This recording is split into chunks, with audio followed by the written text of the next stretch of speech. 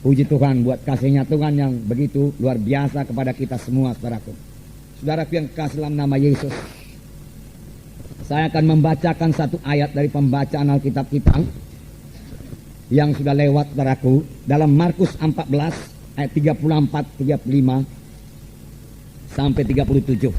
Markus 14 ayat 34. Hatiku, lalu katanya kepada mereka, hatiku sangat sedih, seperti mau mati rasanya. Tinggallah di sini dan berjaga-jagalah. Ia maju sedikit, merebahkan diri ke tanah dan berdoa, supaya sekiranya mungkin saat itu lalu daripadanya. Katanya, ya Aba, ya Bapa, tidak ada yang mustahil bagimu.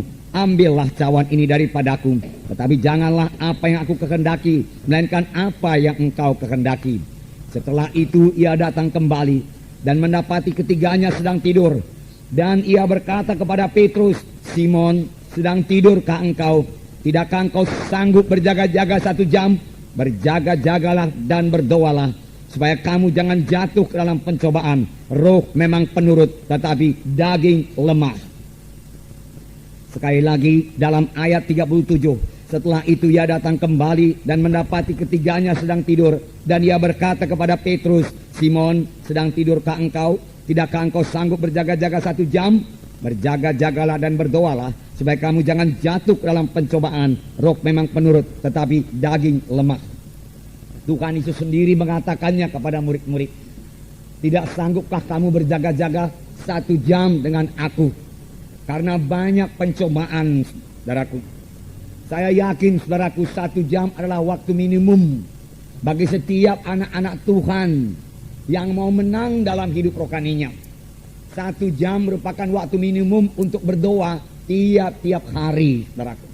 Dengan berdoa 1 jam per hari kita akan disegarkan. Dengan berdoa 1 jam per hari kita akan menang atas dosa. Dengan berdoa 1 jam per hari kita menang atas setan dan iblis. Karena pada waktu berdoa itulah kita dikuatkan, saudaraku. Dan dengan berdoa 1 jam pertumbuhan rohani kita akan baik. Dan kita bisa sampai kepada kehendak Tuhan, saudaraku. Saya sangat bersyukur kepada Tuhan. Mulai daripada hari pertama, saudaraku, saya diselamatkan, saudaraku.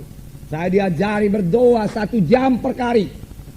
Di gereja kami itu, saudaraku, pada waktu itu, doa di gereja saja, saudaraku, lebih 1 jam. Kadang-kadang 2 jam. Dan sudah itu kami disuruh lagi di rumah berdoa minimum 1 jam per hari. Karena katanya kalau tidak berdoa 1 jam per hari, setan akan mengalahkan engkau. Karena takutnya pula saya kepada setan, saudaraku, dan pada waktu itu belum begitu mengerti mengenai mengusir setan. Dalam nama Yesus, saya pun, saudaraku, berpala-pala sekali untuk bisa berdoa 1 jam per hari. Dan kerap kali, saudaraku, saya berhasil, saudaraku, berdoa 1 jam per hari. Dan sekarang itu sudah menjadi satu kebiasaan dan membawa berkat, saudaraku, untuk berdoa 1 jam per hari. Bahkan sekarang ini, saudaraku, setelah kami berumah tangga, kami juga berdoa 1 jam per hari. Kalau kami berdoa bersama-sama, saudaraku, tentunya, saudaraku, kemenangan, sukacita, saudaraku, kami terima sebagai hasil daripada doa 1 jam per hari itu, saudaraku. Tuhan Yesus, seperti kita baca tadi, mengatakan hal ini di Taman Getsemani. Tidak sanggupkah kamu berdoa 1 jam? Dan berjaga-jaga dengan aku. Berjaga-jaga dan berdoalah, supaya kamu jangan jatuh ke dalam pencobaan. Tubuh memang lemah, tapi roh itu yang kuat, dia katakan, saudaraku. Saudaraku yang kasih dalam nama Yesus, pada waktu Tuhan Yesus mengatakan demikian ini, dia memang dalam pergumulan yang amat sangat. Pada waktu itu Tuhan Yesus, saudaraku, diserang oleh semua kekuatan iblis. Semua kekuatan neraka, saudaraku, dipusatkan kepada Yesus untuk mengalahkan Tuhan Yesus. Karena pada waktu itulah Tuhan Yesus, saudaraku, mengambil keputusan untuk menanggung dosa manusia ini. Nasib manusia ini pada waktu itu ditentukan oleh kemenangan Tuhan Yesus. Dan syukurlah, saudaraku, Tuhan Yesus menang, saudaraku, mengalahkan setan. Pada mulanya seolah-olah Tuhan Yesus enggan mengangkat dosa manusia. Sehingga Tuhan Yesus berdoa, Bapa, kalau boleh biarlah cawan ini lalu daripadaku. Tapi bukan kehendakku, kehendakmu yang jadi. Apakah isi cawan itu, saudaraku? Cawan yang akan diminum Tuhan Yesus berisi semua dosa manusia yang harus ditanggung oleh Tuhan Yesus. Semua manusia sudah berdosa, saudaraku. Dan kalau manusia itu mau diselamatkan, harus ada seseorang yang tidak berdosa, yang menanggung dosa manusia itu. Harus ada substitusinya, saudaraku, supaya manusia itu bisa bebas dari dosa. Yesus juru selamat, saudaraku. Dia mau menjadi ganti kita. Dia dihukum karena dosa kita supaya kita jangan dihukum, saudaraku. Inilah jalan keselamatan. Tetapi walaupun Yesus sudah rela, saudaraku, melihat dosa yang begitu besar, begitu kotor, begitu keji, tidak urung Tuhan Yesus gemetar, berkeringat darah, dan berkata, Bapa, kalau ada jalan lain, biarlah kita tempuh jalan lain, Bapa. Dia katakan, supaya aku jangan menanggung cawan minuman ini. Tetapi tidak ada jalan lain, saudaraku. Hanya satu jalan, saudaraku. Tuhan Yesus harus menjadi substitusi kita. Tuhan Yesus harus menjadi ganti kita, saudaraku, supaya kita bisa bebas dari dosa, saudaraku. Dan Tuhan Yesus akhirnya mengambil cawan minuman itu dan meminumnya, saudaraku, sampai kepada teguk yang terakhir.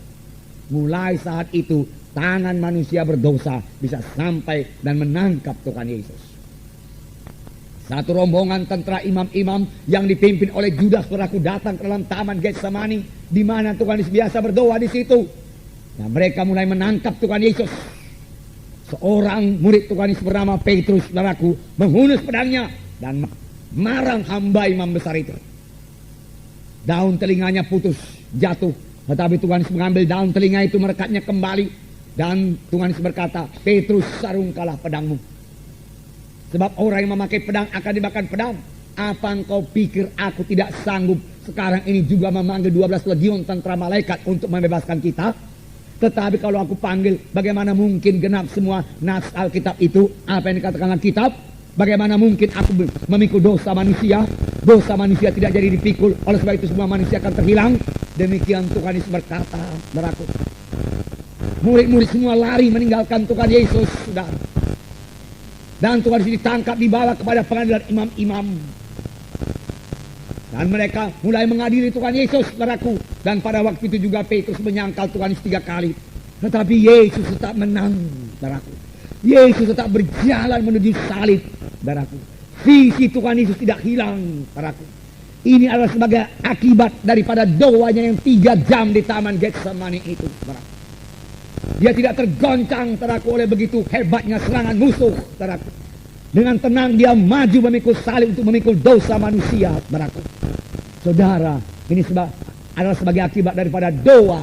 3 kali dia berdoa. Saya yakin masing-masing berdoa itu 1 jam. 3 jam di taman Getsemani, saudaraku.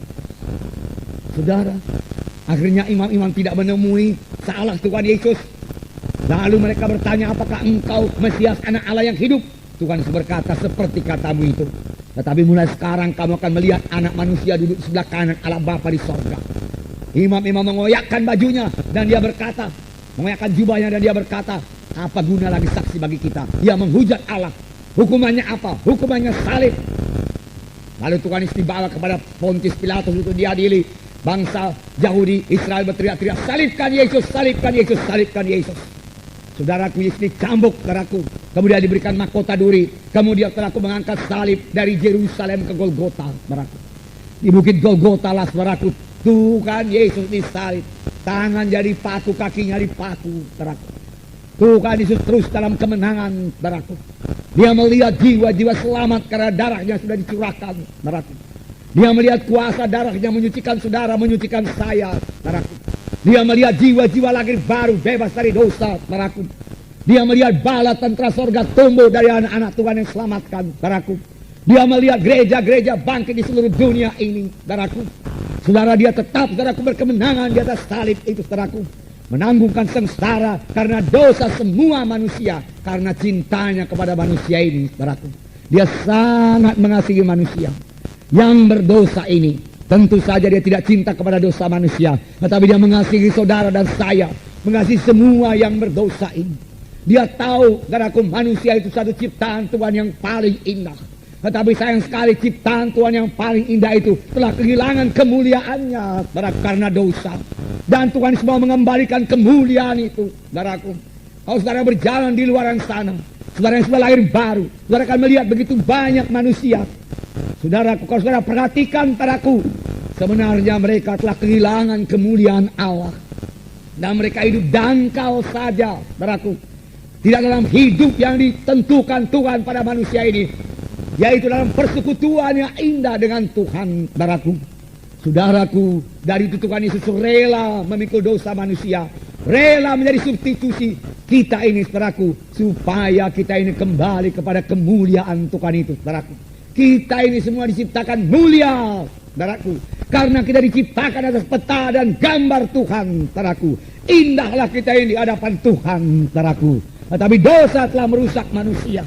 Oleh sebab itu, saudara-saudara, mari bebas dari dosa, saudaraku. Dosa itulah yang merusak saudara. Dosa itulah yang membuat saudara keberatan, gagal, saudaraku. Dosa itu memisahkan saudara dengan Tuhan. Dosa itu membawa saudara kepada hukuman yang kekal, neraka yang kekal. Dan Tuhan tidak menghendaki seorang pun binasa. Tuhan tidak menghendaki seorang pun ke neraka. Tetapi Tuhan menghendaki supaya kita semua sampai kepada pertobatan, sampai kepada hidup yang kekal. Untuk itu Yesus rela disalib, saudaraku. Untuk itu Yesus, saudaraku, dengan sukacita, buku Ibrani mengatakan, mengangkat salib, menanggung sengsara, supaya hidup kita ini berubah sungguh-sungguh, saudaraku. Kembali lagi kemuliaan Allah itu kepada kita, kembali lagi persekutuan dengan Tuhan kepada kita, saudaraku. Persekutuan inilah yang hilang di Taman Eden, saudaraku. Manusia itu sangat dikasihi oleh Tuhan Yesus. Adam dan Hawa sangat dikasihi oleh Allah Bapa. Itu sebabnya, saudaraku, Allah sering datang ke dalam Taman Eden dan bersekutu dengan Adam dan Hawa. Dalam seminar kita pelajari, saudaraku, bahwasanya Tuhan mengunjungi manusia mulai daripada manusia pertama, sebelum jatuh kepada dosa dan juga sesudah jatuh kepada dosa, karena cintanya, saudaraku. Cinta itu perlu persekutuan, nanti akan kita lihat, saudaraku. Karena Allah itu sangat mengasihi manusia, Dia sangat rindu bersekutu dengan manusia. Tetapi dosa itu telah serupa dengan dinding menceraikan kita dengan Tuhan, saudaraku. Kita berpisah dengan Tuhan karena dosa kita.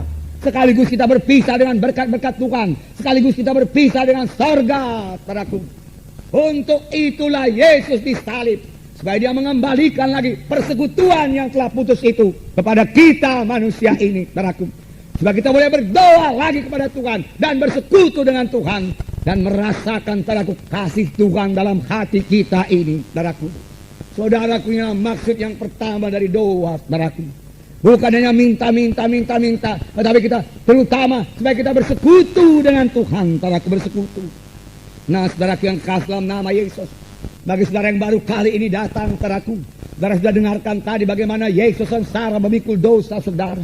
Terimalah, saudaraku, keselamatan yang sudah disediakan Tuhan kepada saudara. Saudara begitu indah di hadapan Tuhan, tetapi dosa telah merusak saudara.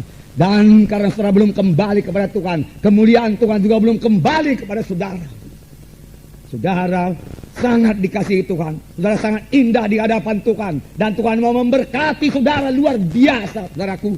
Mengapa manusia ini banyak keberatan, kesedihan, kegagalan, kemiskinan, saudaraku. Sampai-sampai banyak orang mempersalahkan Tuhan. Dia katakan kalau Tuhan itu Tuhan yang baik, mengapa begini banyak kesusahan, kemiskinan, mengapa saya gagal, saya butuh uang, mengapa saya tidak ada uang, dan lain sebagainya. Mengapa penyakit saya tidak sembuh-sembuh? Kalau memang Allah itu Allah yang kasih adanya. Sungguh Allah itu kasih adanya, saudaraku. Sungguh Dia mau saudara sehat, saudaraku. Sungguh Dia mau saudara keberkatan, saudaraku. Sungguh Dia mau saudara berhasil dalam hidup ini, saudaraku. Tetapi dosamu, dosa saya, dosa saudara serupa dengan dinding menceraikan aku dengan engkau, Tuhan berkata. Itu sebabnya tangan Tuhan yang mau memberkati saudara, tangan Tuhan yang mau menolong saudara tidak sampai kepada saudara. Dosa itu perlu diselesaikan lebih dahulu, saudaraku. Dosa perlu disucikan lebih dahulu oleh darah Yesus, saudaraku. Barulah tangan Tuhan sampai kepada kita.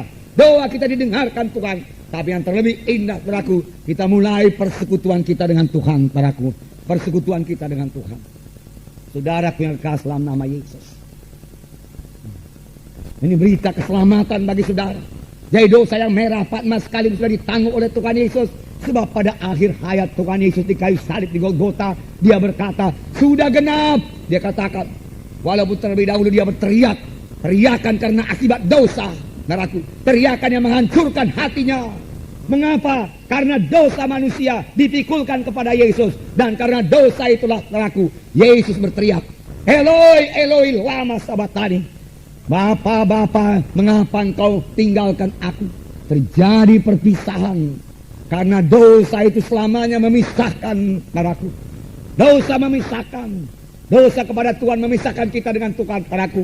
Dosa kepada sesama manusia, dosa dalam keluarga menyebabkan persekutuan dalam rumah tangga itu juga terganggu, saudaraku.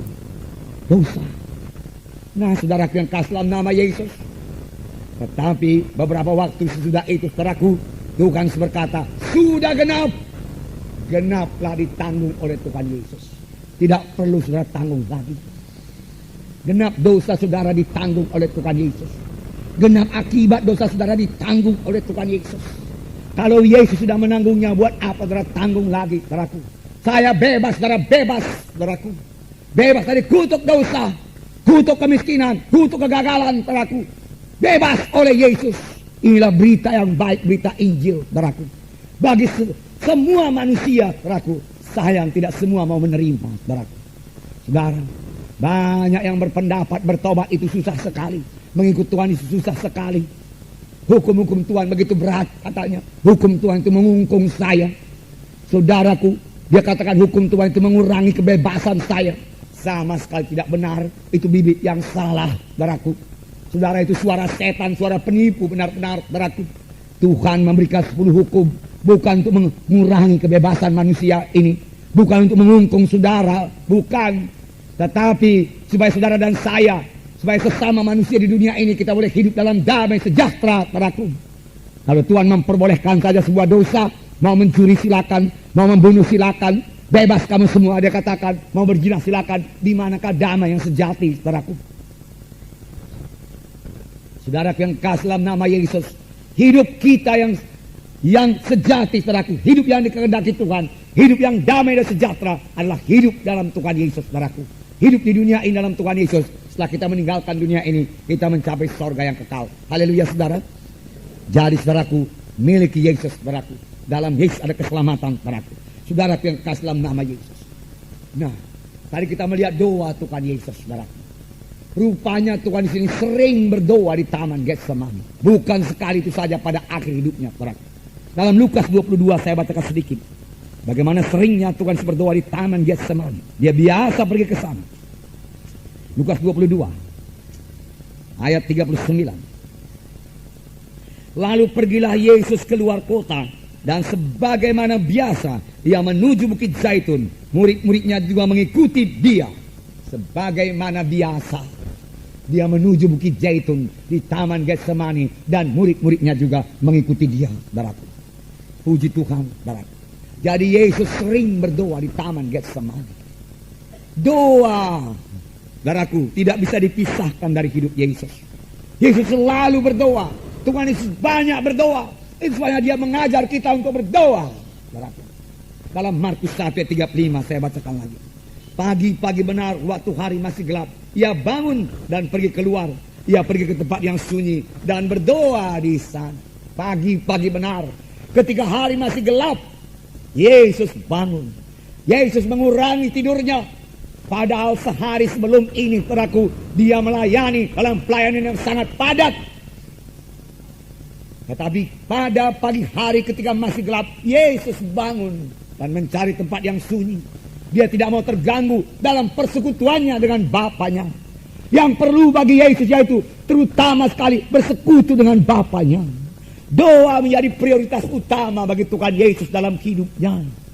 Tidak bisa digantikan dengan yang lain, saudaraku. Doa sangat penting dalam kehidupan Tuhan Yesus. Dia suka bersekutu dengan Bapanya. Jadi doa kepada Tuhan Yesus adalah persekutuan dengan Bapanya, saudaraku. Yesus suka bersekutu dengan Bapanya. Dan pada pihak lain, Bapa suka bersekutu dengan Yesus, saudaraku. Bapa rindu bersekutu dengan anaknya. Juga Bapa rindu bersekutu dengan kita sekarang ini, saudaraku. Sayang, banyak anak Tuhan kurang memberi waktu berdoa, bersekutu dengan Bapa di sorga. Sayang, doa kita kebanyakan minta-minta saja, saudaraku. Padahal Bapa suka sekali bersekutu dengan kita, bahkan rindu akan persekutuan dengan kita, saudaraku. Dalam Lukas 6, satu contoh lagi yang menerangkan mengenai Tuhan Yesus berdoa. Lukas 6 ayat 12. Ya, terima kasih. Pada waktu itu pergilah Yesus ke bukit untuk berdoa, dan semalam-malaman dia berdoa kepada Allah. Semalam-malaman dia berdoa kepada Allah. Saudaraku, dalam persekutuan yang indah dengan Bapa, saudaraku. Kerap kali kita tidak mengenal waktu, saudaraku. Kita telah dikelilingi oleh hadirat sorgawi, saudaraku. Persekutuan kita intim dengan Bapa, akrab dengan Tuhan, saudaraku. Sebenarnya untuk itulah kita ditebus Tuhan. Kita tidak tahu, saudaraku, waktu berlalu dengan cepat, saudaraku. Saudaraku, dalam doa itu, saudaraku, kita bersekutu dengan Bapa di sorga. Kita menangis, saudaraku. Kadang-kadang kita menangis. Kadang-kadang kita menyanyi. Kita bersyukur, intim dengan Tuhan, akrab dengan Tuhan, saudaraku. Lalu waktu berlalu. Yesus, waktunya berlalu semalam-malaman, saudaraku. Dia berdoa. Bersekutu dengan Bapa di sorga. Dan tentu saja persekutuan dengan Bapanya di sorga sangat menguatkan Tuhan Yesus, menyegarkan Tuhan Yesus. Haleluya, saudara. Dan itulah sebabnya Tuhan Yesus selalu berkemenangan dalam hidupnya. Dosa selalu kalah, saudaraku. Tiap-tiap dosa yang datang pada Tuhan Yesus rontok semua, saudaraku. Dia begitu erat bersekutu dengan Bapanya, saudaraku. Dia melayani dengan berkemenangan. Dia berbicara dengan pasti. Dia bicara dengan urapan yang luar biasa. Dia bicara dengan berkuasa. Ahli-ahli Taurat berkata, lain daripada guru-guru Taurat yang lain, dia katakan. Karena dia mengajar bukan dengan peta lidah. Dia mengajar dengan sebagai orang yang berkuasa. Di manakah kuasa yang diperoleh oleh Tuhan Yesus? Pada waktu dia bersekutu dengan Bapanya. Ini membuka rahasia kepada kita, saudaraku. Di manakah kita beroleh urapan kita? Saudaraku, pada waktu kita bersekutu baik dengan Bapa di sorga, saudaraku.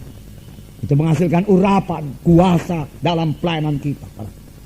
Dan sebagai akibatnya, dalam pelayanan Tuhan Yesus terjadi tanda ajaib, tanda mujizat, saudaraku. Dan orang berbondong-bondong, saudaraku, datang kepada Tuhan Yesus.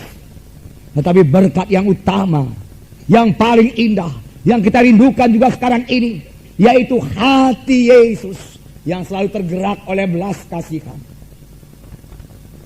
Dan waktu Tuhan sembelih orang ramai, saudaraku, reaksi yang pertama dari Yesus, yaitu hatinya tergerak oleh belas kasihan. Ini hanya dapat diperoleh dari persekutuan kita yang erat dengan Bapa di sorga. Sama sebagaimana Yesus bersekutu erat dengan Bapanya di sorga, saudaraku.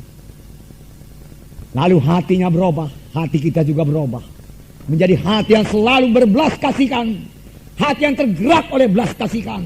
Dan hati yang tergerak oleh belas kasihan ini menghasilkan kuasa Tuhan. Dengan hati yang tergerak oleh belas kasihan, iman kita bekerja. Firman Tuhan berkata, iman bekerja oleh sebab kasih. Dengan hati yang tergerak oleh belas kasihan, dengan mudah kita akan mengampuni orang yang bersalah kepada kita.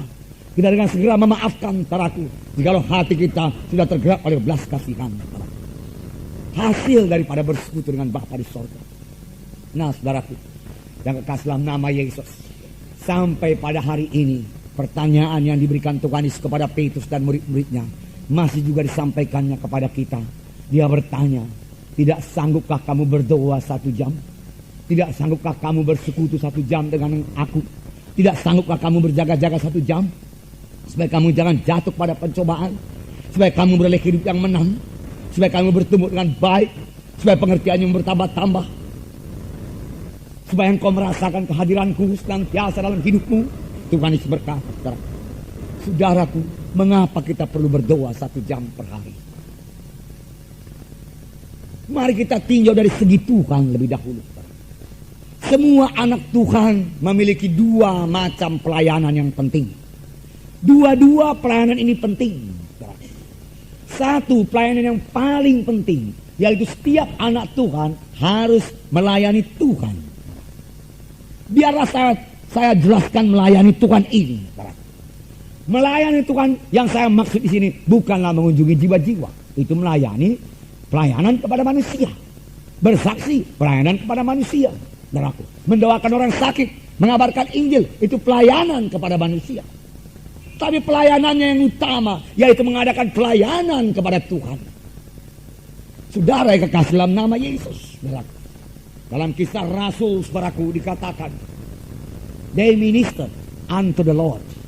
Mereka mengadakan pelayanan kepada Tuhan. Inilah yang banyak diabaikan oleh gereja-gereja. Banyak diabaikan oleh hamba-hamba Tuhan, penginjil-penginjil.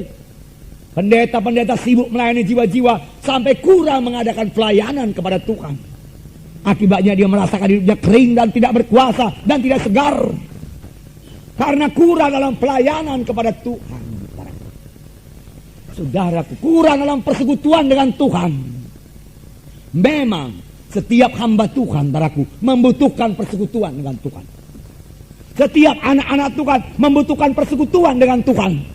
Seperti saya katakan tadi, dalam persekutuan itulah kita dikuatkan, disegarkan, kita mengerti kehendak Tuhan. Firman Tuhan menjadi jelas kepada kita, saudaraku. Di dalam bersekutu dengan Tuhan itu, saudaraku. Tetapi, saudaraku, ada, saudaraku, sebab yang lebih penting lagi, mengapa kita perlu bersekutu dengan Tuhan, saudaraku.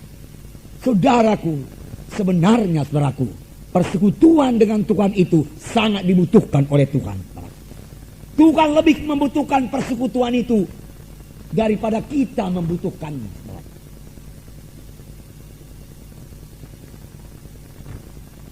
Tuhan lebih membutuhkan persekutuan itu, saudara. Mengapa? Mengapa Tuhan membutuhkan persekutuan dengan kita, anak-anaknya? Siapakah kita ini di hadapan Tuhan, saudara? Saudaraku, firman Tuhan berkata, Allah itu kasih adanya. Memang dia maha kuasa, maha besar. Dan sekitar selalu kita akan bertanya, dia maha kuasa, maha besar, dia memiliki segalanya, apa yang dia butuhkan? Saudaraku, tetapi Allah itu juga kasih adanya. Saudaraku, kasih itu membutuhkan persekutuan.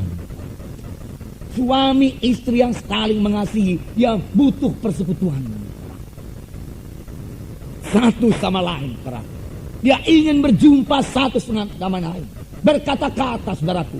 Sharing satu dengan yang lain, saudaraku. Istri yang mengasihi suaminya, suka bersekutu dengan suaminya, saudaraku. Suami yang mengasihi istri, saudaraku, suka bersekutu dengan istrinya. Demikian, saudaraku, Allah Bapa yang mengasihi manusia ini, menanti-nantikan persekutuan dengan kita. Adakah kita memberikan waktu untuk bersekutu dengan Tuhan?